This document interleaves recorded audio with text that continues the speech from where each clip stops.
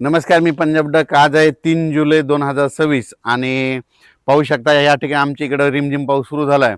पण राज्यातल्या सर्व शेतकऱ्याला सांगू इच्छितो की आजपासून राज्यात दुपारनंतर खूप ठिकाणी पावसाला सुरुवात होणार आहे. म्हणजे विदर्भात, पूर्व विदर्भ, पश्चिम विदर्भ 6 आणि 5 11 जिल्ह्यामध्ये दुपारनंतर पावसाला सुरुवात होणार आहे. राज्यात सांगायचं झालं तर आजपासून 3 तारखेपासून राज्यात बऱ्याच भागामध्ये पाऊस सुरू होणार आहे म्हणून हे लक्षात घ्यायचं. त्याच्यानंतर कोल्हापूरपासून ते इकडं पालघरपर्यंत कोकणपट्टीकडे आज पाऊस सक्रिय होईल आणि त्याच्यामुळे काय होईल, राज्यामध्ये सक्रिय पाऊस सुरू झाल्याच्या नंतर सरी सुरू होणार आहेत म्हणून हे अंदाज लक्षात येतात.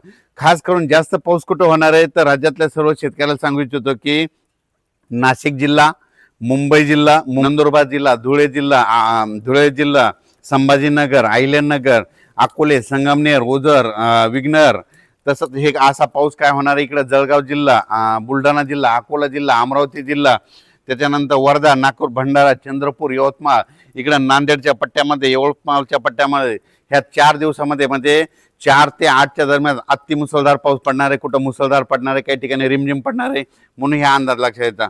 उर्वरित राज्यात मात्र सगळीकडे पाऊस पडणार आहे आणि सर्व शेतकऱ्याची पेरणी होणार आहे म्हणून हे देखील सर्व शेतकऱ्यांनी लक्षात घ्यायचं.